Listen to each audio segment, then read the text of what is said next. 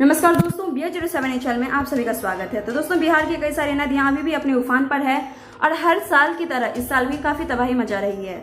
जी हाँ दोस्तों, हम बात करें समस्तीपुर जिले में बूढ़ी गंडक खतरे के निशान से तकरीबन 2.5 मीटर ऊपर बह रही है, जिस कारण तटबंध पर भारी दबाव देखने को मिल रहा है और जिससे आसपास के गांव के लोग अभी भी भयभीत हैं। नदी के जलस्तर को बढ़ते हुए देखकर दरभंगा एवं समस्तीपुर के रेलवे पुल को बंद कर दिया गया है। प्रत्येक दिन लगभग 20 से 30 सेंटीमीटर पानी की वृद्धि हो रही है वहां, और लगातार पानी की वृद्धि से तटबंध पर दबाव काफी बढ़ गया है, जिसका असर जो है वो रेलवे परिचालन पर भी दिखता है। कई ट्रेनों के परिचालन में रूट में परिवर्तन किया गया। और साथ ही हम आपको ये भी बता दें कि ये जो स्थिति है बिहार में वो इस साल की नहीं बल्कि कई सालों से इसी तरह की स्थिति बनी हुई यहाँ पे रहती है। और यहाँ नदियाँ प्रत्येक साल जो है सो तबाही मचा के रख देती है और यहाँ तक कि लोगों के खेत खलिहान को भी बर्बाद कर देती है।